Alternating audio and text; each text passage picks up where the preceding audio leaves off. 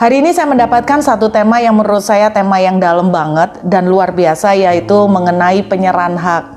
Beberapa waktu belakangan ini ada banyak orang yang menghubungi saya melalui WhatsApp maupun DM, dan mereka berkonseling tentang doa, saudara. Mereka rata-rata banyak yang bertanya karena banyak dari mereka tuh hari-hari ini sedang mengalami struggle yang berat berhubungan dengan kondisi finansial, kondisi keuangan pekerjaan mereka maupun dalam pergumulan rumah tangga. Pertanyaan mereka adalah satu pertanyaan yang umum sekali, yang cukup sering ditanyakan orang adalah, "Bu, mengapa sih doa saya sampai hari ini juga belum dijawab oleh Tuhan? Mengapa sih, Bu, padahal saya sudah melakukan deklarasi, saya tiap hari loh melakukan deklarasi, saya sudah melakukan doa puasa, bahkan saya puasa dari segala macam, mulai dari puasa Daniel lah, puasa Esther." Kemudian mereka juga berkata, kami juga sudah melakukan apa yang Matius 6 ayat 33, cari dulu kerajaan Allah dan kebenarannya, semuanya akan ditambahkan kepadamu. Kami sudah melakukan apa yang kami bisa, yang Tuhan berbicara, yaitu masuk ke dalam penyembahan, membangun keintiman dengan Tuhan, baca Alkitab sekian pasal. Saudara, banyak sekali pertanyaan ini tidak berhenti-berhentinya, terus masuk mengenai pertanyaan kenapa doa tidak dijawab. Sebetulnya ada beberapa alasan mengapa doa kita itu tidak dijawab oleh Tuhan. Tetapi pada kesempatan kali ini saya tidak akan membahas itu. Tetapi saya akan membahas mengenai doa yang berkuasa itu seperti apa.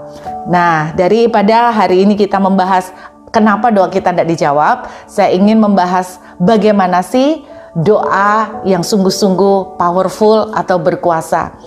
Ada satu prinsip yang sebetulnya diajarkan oleh Tuhan Yesus sendiri kepada kita semua, dan dia bukan cuman mengajarin saudara, tetapi dia bahkan melakukannya, memberikan teladan, dan dia ingin menunjukkan kepada kita bahwa ketika kita bisa mengikuti jejaknya, maka itu akan menjadi kunci kemenangan yang absolut, kunci kemenangan yang luar biasa. Ketika saya mempelajari ini, saya menangkap satu hal, bahwa ini juga bisa diaplikasikan atau dipraktekkan mengenai doa. Doa yang sangat powerful, yang akan membawa saudara dan saya kepada kemenangan yang ajaib, yang luar biasa, adalah yang menganut dan melakukan prinsip dan teladan yang dilakukan oleh Tuhan Yesus. Teladan apa yang dimaksud? Saya mengajak kita membuka di dalam Injil Yohanes, pasal yang ke-12, ayat yang ke-24. Aku berkata kepadamu, sesungguhnya jikalau biji gandum tidak jatuh ke dalam tanah dan mati, ia tetap satu biji saja. Tetapi jika ia mati, perhatikan, ia akan menghasilkan buah. Ini satu prinsip yang jelas-jelas Tuhan itu tunjukkan bahwa kalau kamu tuh mau mengalami buah, kalau kamu ingin memanen banyak buah, nah ini berbicara termasuk juga di dalam doa. Kalau kita rindu bahwa doa kita itu akan berbuah, akan mengalami panenan, satu prinsip yang Yesus ajarkan adalah sama seperti satu biji, kalau dia tidak mati terlebih dahulu, dia tidak akan berbuah banyak. Sebuah contoh yang lain di dalam Injil Matius, kita lihat dalam Injil Matius pasal yang ke-10 ayat yang ke-39, saudara. Injil Matius pasal 10 ayat 39. Barang siapa mempertahankan nyawanya, ia akan kehilangan nyawanya, dan barang siapa kehilangan nyawanya karena aku, ia akan memperolehnya. Kedua ayat yang saya ajak saudara untuk membaca ini mempunyai satu kemiripan, yaitu berbicara tentang kalau ada unsur dalam tanda kutip kematian, maka disitulah akan muncul kehidupan yang berlimpah. Yesus tidak hanya mengajarkan ini, tetapi dia telah menunjukkan dan melakukannya.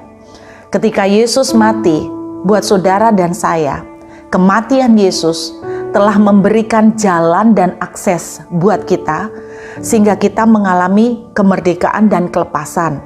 Dari apa? Dari kutuk, dari sakit penyakit, dari kebinasaan kekal. Kitab Galatia pasal yang kelima, ayat yang pertama menuliskan begini, supaya kita sungguh-sungguh merdeka, maka Kristus telah memerdekakan kita. Sebuah terjemahan bahasa Inggris bagus banget saudara, bunyinya begini, The Messiah has set us free. Messiah telah membebaskan kita so that we can enjoy the benefit of freedom. Supaya kita bisa menikmati keuntungan dari kemerdekaan yang dia kerjakan. Yesus melakukan prinsip yang ditulis dalam Yohanes pasal 12 tadi, dan dia juga melakukan prinsip yang dituliskan dalam Injil Matius pasal 10, bahwa sebuah biji kalau tidak mati dulu, dia tidak akan mengalami panenan kelipat gandaan. Yesus telah melakukannya, dia mati buat saudara dan saya, supaya kita bisa menikmati kemenangan yang luar biasa, kemenangan atas kebinasaan kekal, kemenangan atas sakit penyakit, kemenangan atas segala kelemahan, dan kemenangan atas kutuk. Itu dengan jelas dituliskan. Di Efesus pasal yang pertama, lagi-lagi Tuhan berbicara cukup panjang melalui surat Efesus bahwa segala sesuatu telah diletakkan di bawah kaki Yesus. Dan Kristus diberikan kepada jemaat, yaitu saudara dan saya. Satu biji jatuh ke tanah dan mati, yaitu Yesus, akan menghasilkan buah yang berlimpah. Dan Matius 10 berkata kalau seseorang kehilangan nyawanya, dia akan memperoleh nyawanya. Gara-gara Yesus mati, oleh karena Yesus mati, saudara dan saya, kita beroleh nyawa kita beroleh keselamatan kita. Ini berbicara mengenai satu sikap hati. Bukan berarti bahwa saudara itu saya suruh mati gitu loh. Bukan berarti kita tuh langsung melakukan tindakan harakiri. Tidak saudara. Tetapi ini lebih berbicara tentang attitude atau satu sikap hati. Ada satu ayat lagi, coba kita bisa melihat di dalam Injil Matius pasal yang ke-26. Injil Matius pasal yang ke-26 di ayat yang ke-39. Saudara, inilah satu doa yang saya berpikir begini. Kalau Yesus mengajarkan satu prinsip, bahwa kalau satu biji itu mati lalu menghasilkan buah yang banyak. Saya percaya jika prinsip ini kita lakukan dan kita terapkan di dalam doa, saya yakin sekali kita juga akan menuai panenan yang luar biasa. Bagaimana doa yang berkuasa, kita akan melihat dalam Injil Matius 26 ayat 39. Inilah sebuah contoh yang nyata mengenai doa yang berkuasa. Kita lihat ayat yang ke-39, maka ia maju sedikit lalu sujud dan berdoa katanya, Ya Bapa, ya Bapakku, jikalau sekiranya mungkin, biarlah cawan ini lalu daripadaku. Tetapi janganlah seperti yang ku kehendaki, melainkan seperti yang Engkau kehendaki. Bapak Ibu Saudara, ini lebih menunjukkan tentang prinsip kehilangan nyawa, maka kamu akan mendapatkan, tentang prinsip biji yang mati, jatuh di tanah dan mati. Ini lebih konotasinya berbicara mengenai sikap hati. Ada satu sikap hati yang kalau kita terapkan di dalam doa, saya sangat meyakini doa saudara akan melahirkan kuasa. Sikap hati seperti apa? Seperti yang Yesus lakukan. Jikalau cawan ini sekiranya berlalu, boleh berlalu.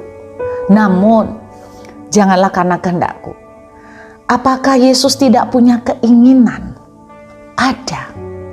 Buktinya apa? Buktinya dia tuh kepengen supaya cawan ini kalau boleh dilalukan dari dia.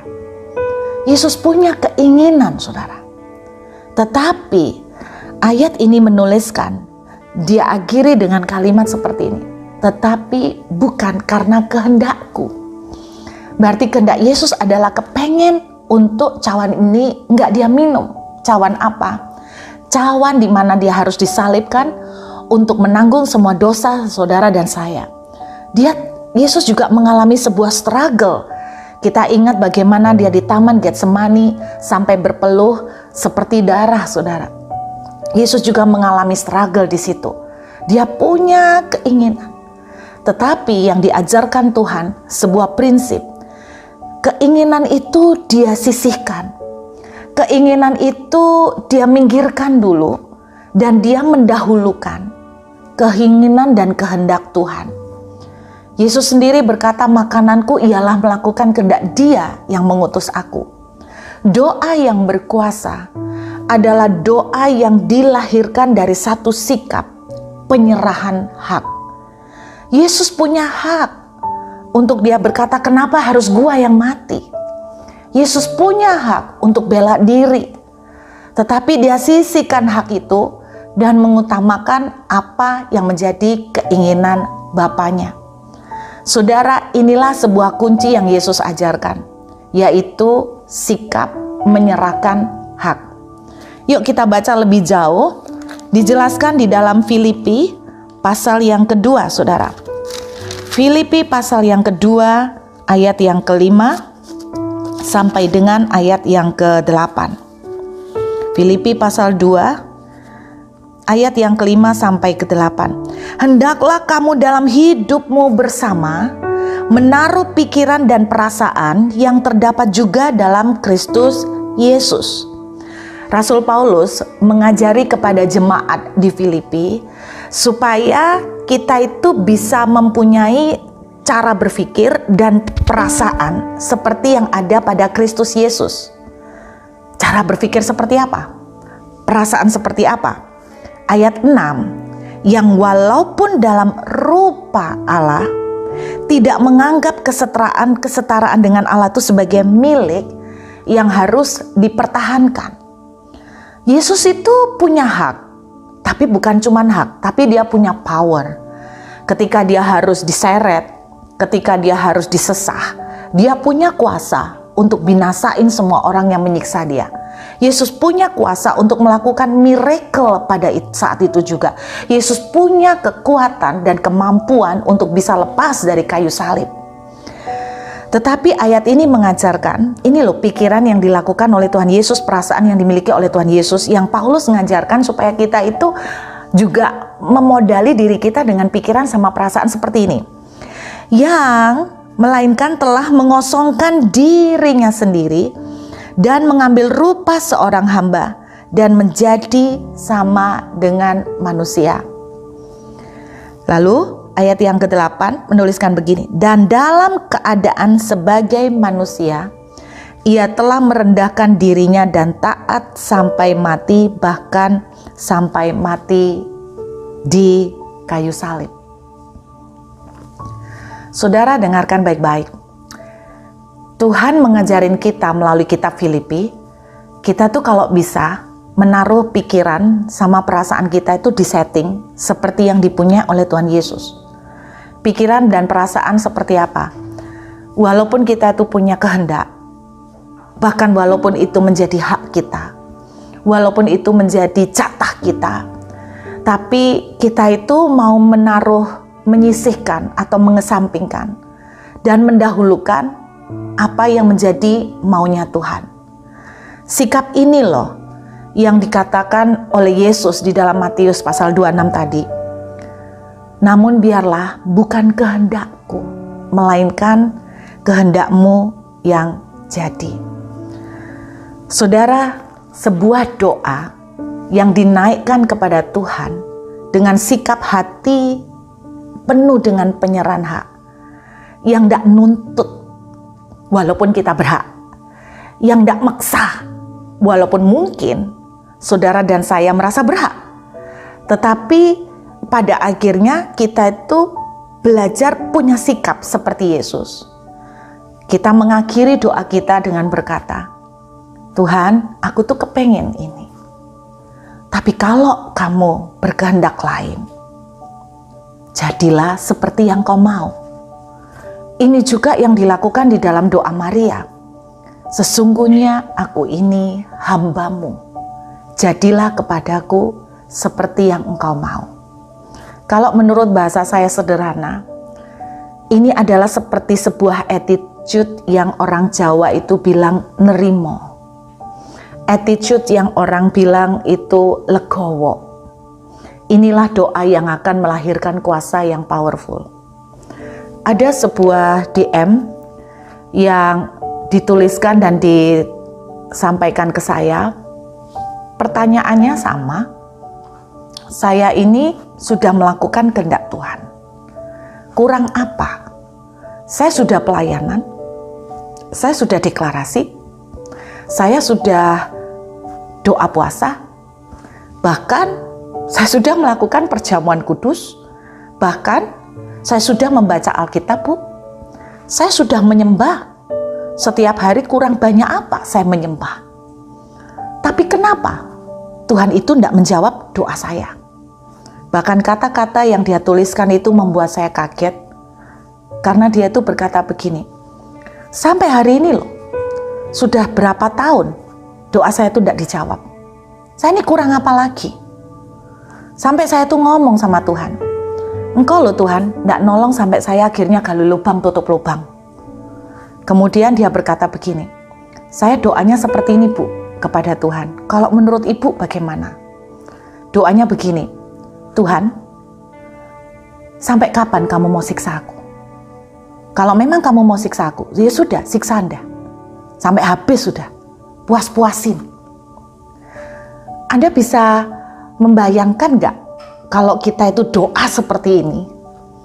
Kita itu, mohon maaf Bapak Ibu, kadang-kadang tanpa kita sadari, kita itu menempatkan diri kita di posisi di mana kita itu arogan, sombong di hadapan Tuhan.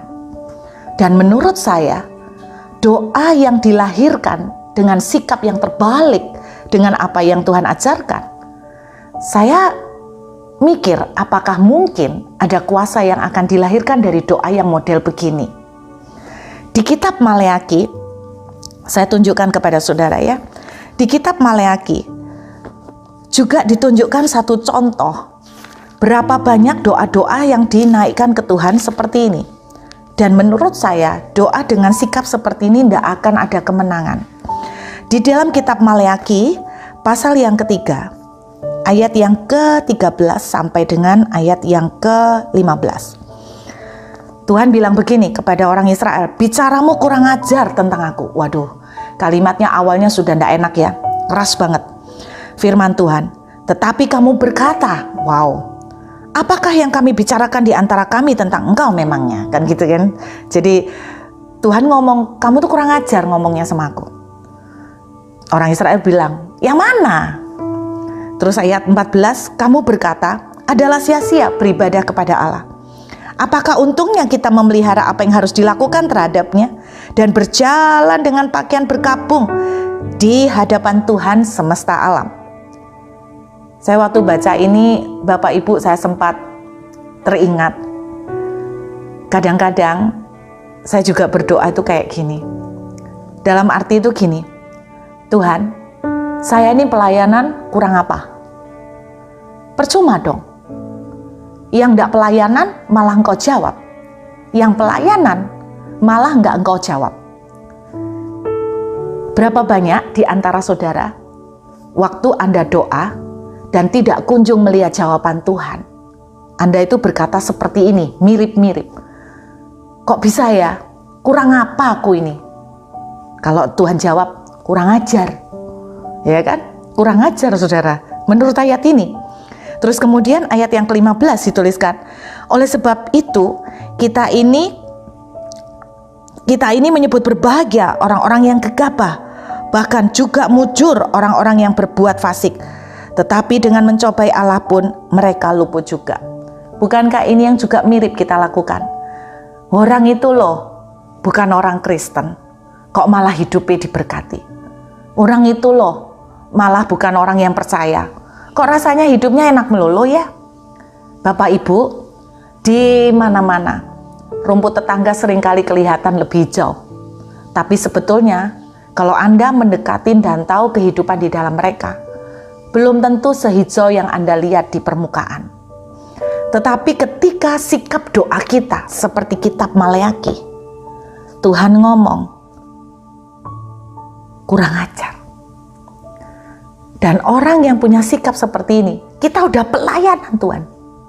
Kurang apa? Bukankah ini menunjukkan kita itu arogan, sombong? Hari ini saya ingin mengingatkan Bapak Ibu, doa yang demikian tidak akan pernah justru melihat mujizat. Ada satu contoh lain lagi yang beberapa waktu ini sering saya jadikan sebagai contoh, yaitu di kitab Bilangan pasal yang ke-21. Mudah-mudahan ayat ini boleh mengingatkan kita semua, Bapak Ibu. Bilangan pasal 21 ayat yang keempat sampai dengan ayat yang kelima. Sesudah mereka berangkat dari Gunung Hor berjalan ke arah Laut Tebrau untuk mengelilingi tanah Edom, maka bangsa itu tidak dapat lagi menahan hati di tengah jalan. Lalu mereka berkata-kata melawan Allah dan Musa, "Mengapa kamu memimpin kami keluar dari Mesir? Supaya kami mati di padang gurun ini? Sebab di sini tidak ada roti, tidak ada air, dan akan makanan yang hambar ini, yaitu mana, kami telah muak." Wow, kasar banget ya. Bapak Ibu, saya tuh membayangkan ya, kalau kita ini misalnya sebagai seorang mama nih, saya contohnya, misalnya saya tuh nyiapin makanan. Mungkin saya enggak terlalu pintar masak. Kemudian Anda bisa membayangkan nggak kalau misalnya anak-anak kita tuh bilang, "Muak aku sama makanannya mama. Gak seneng aku. Mama memangnya mau bikin kita mati? Mama memangnya seneng ya mau lihat kita kurus? Mama memang seneng ya kalau kita itu susah." Orang tua kalau dengar anaknya seperti ini, apa yang Anda rasakan? Anda akan merasakan anak Anda itu akan benar-benar kurang ajar. Anda akan merasakan anak Anda itu tidak bisa mengucap terima kasih. Anda bisa berteriak, "Aku ini loh," sampai belain pagi-pagi. "Aku memang tidak bisa kayak chef yang terkenal atau chef internasional yang pintar masak. Tapi aku melakukan ini karena aku cinta. Dan aku sudah melakukan yang terbaik untuk anak-anakku. Supaya mereka kupastikan tetap ada makanan." Saudara, pernahkah Anda dan saya membayangkan ketika Anda dan saya berdoa, dan kemudian sikap doa kita mulai berkata, "Bosen loh aku Tuhan nunggu. Sampai kapan sih? Kamu loh gak jawab-jawab. Aku ini sudah kayak gini, kurang apa sih? Apa kamu tuh mau matiin aku tak?" Saya langsung ingat konseling yang disampaikan ke saya. "Apa kamu tuh mau bunuh saya tak? Apa kamu tuh mau nyiksa saya tak? Siksaan terus tak? Sampai aku habis gitu tak?" Saudara, wow, Alkitab menuliskan, tidak lama kemudian, ular-ular tedung itu diperintahkan untuk membunuh dan menyakiti mereka. Bapak Ibu, ketika doa yang kita naikkan ke Tuhan, dengan sikap hati yang sombong dan angkuh, kita tidak akan melihat breakthrough maupun keajaiban. Lalu sikap hati seperti apa? Sebuah biji jatuh ke tanah dan mati. Seperti yang Yesus doakan, "Aku pingin ini Tuhan. Tapi kalau Engkau tidak menjawab, aku tidak ngerti. Tetapi aku percaya kalau memang Engkau belum menjawab, Engkau tahu yang terbaik. Beri aku kekuatan untuk memiliki hati yang luas Tuhan. Untuk bisa berbesar hati, untuk bisa menerima ini dengan ikhlas." Justru sikap doa yang seperti ini, yang secara manusia kita kelihatannya, loh kita ngelepasin dong, kita total rilis dong, kelihatannya kita kehilangan sesuatu. Tetapi percayalah, prinsip firman Tuhan, pada saat engkau kehilangan nyawamu, nyawa itu kan sesuatu yang kita sayang.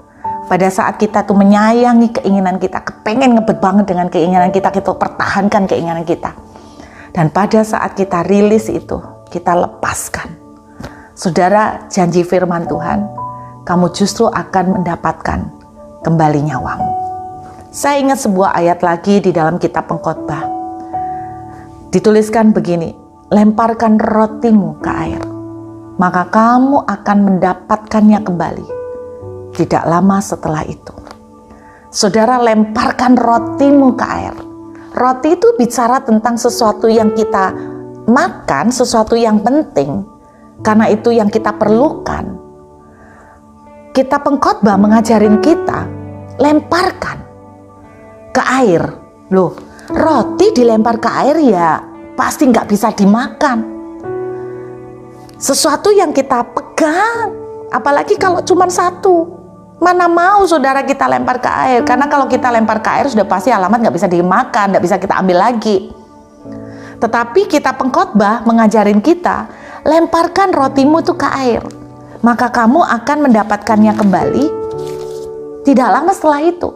Nah, ini satu prinsip kehilangan yang kita senengin, kehilangan yang kita harapin, kita ikhlas, maka kamu akan mendapatkannya kembali. Justru satu doa yang sangat powerful adalah doa yang dimana kita tuh belajar untuk melepas apa yang menjadi keinginan kuat kita, melepas apa yang sebetulnya menjadi hak kita, melepas apa yang sebetulnya menjadi keinginan kita yang dalam. Saudara, kekristenan seringkali dianggap mengajarkan hal yang bodoh. Kalau kamu ditampar pipi kananmu, kasih pipi kirimu. Tetapi ini justru kunci kehidupan, kunci kemenangan. Saudara, mungkin kau berkata, aku berhak dihargain, aku berhak dibela. Apa yang dia lakukan kepada saya justru jahatnya luar biasa. Aku itu punya hak, nggak boleh diinjek-injek seperti ini. Aku tuh punya hak untuk didengerin. Tetapi apa yang dia lakukan, dia sangat mengambil, merampas apa yang menjadi hak saya. Tetapi pada saat saudara dan saya mengalami seperti itu dan kita bisa berdoa, Tuhan, aku memang kepingin dihargain. Aku memang kepingin dia itu ngormatin aku sedikit. Tapi kalau itu ndak aku dapatkan, aku percaya, jadilah seperti yang engkau kehendaki.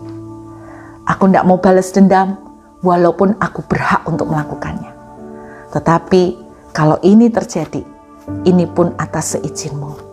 Bapak Ibu, saya mengajak saudara melakukan sesuatu yang ndak mudah. Belajar melepaskan hak. Seringkali saat kita itu menginginkan sesuatu dan kita belajar melepaskan seperti kata kita pengkhotbah, justru engkau akan mendapatkannya kembali. Barang siapa kehilangan nyawanya, yang dipertahankan tuh, justru engkau akan mendapatkannya kembali. Apa yang menjadi keinginan terbesar saudara, yang mungkin bertahun-tahun ini saudara gandolin terus? Kata emak engkong zaman dulu, kalau main layang-layang, jangan terlalu ditarik kenceng, karena kalau kamu nariknya kekencengan malah putus. Saudara, ada waktu di mana kita itu rilis, ada waktu kita itu lepasin. Tuhan tahu saudara memerlukan sesuatu. Berani enggak kita tuh belajar berkata, Tuhan, aku tuh kepengen ini. Tapi kalau engkau punya rencana yang lain yang aku mungkin enggak ngerti. Berani enggak saudara kita belajar berkata, I don't understand, but I trust you. Aku enggak mengerti Tuhan. Kenapa? Tapi aku mau belajar percaya bahwa semua yang engkau atur itu terbaik buat saya. Hari ini, mari kita mengintrospeksi. Bukan tangan Tuhan enggak mau menolong. Bukan Tuhan cuek. Tapi mungkin attitude hati kita enggak bagus. Sehingga apa? Kita justru melihat ular tedung mengambil dan menghancurkan hidup kita. Kita justru melihat banyak kerugian di sana sini. Saya berkata kepada orang yang konseling sama saya, kalau Anda mau melihat terobosan, belajar perbaikin kita dulu dari attitude, sikap hati. Apakah kita menghampiri Tuhan dengan sombong, dengan arogan? Atau kita berkata, Tuhan, aku tuh sakit dilukain seperti ini. Hatiku tuh pengen bales Tuhan, aku tuh pengen nampar.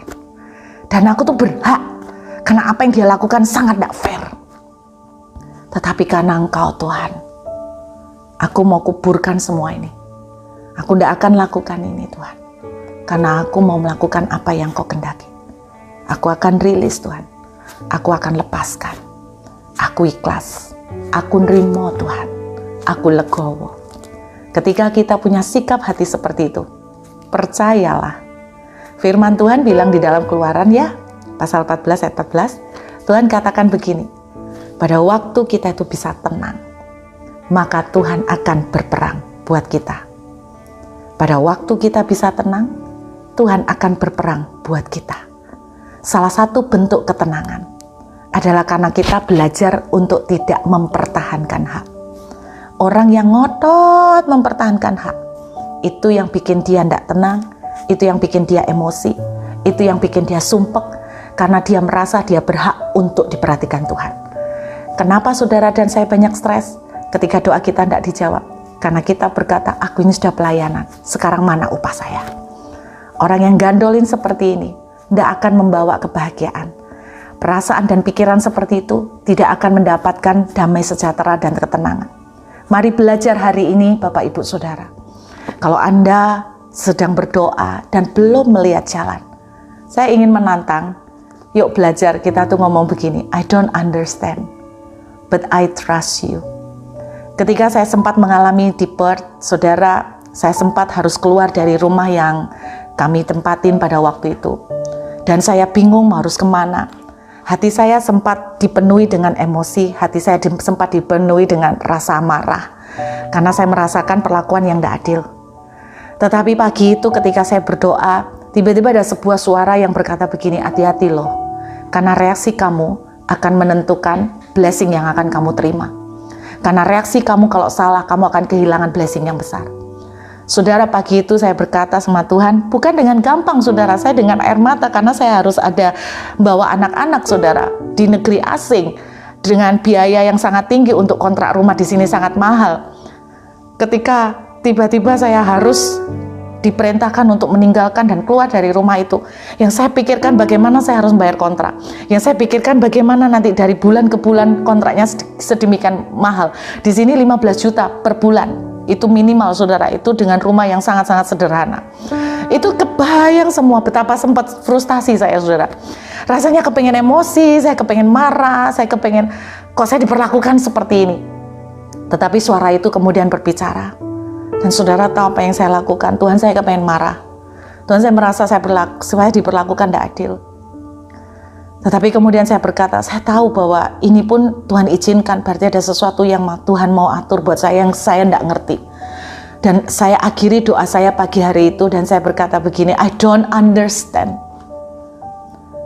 Saya masih ingat tanggalnya Bapak Ibu, 28 November.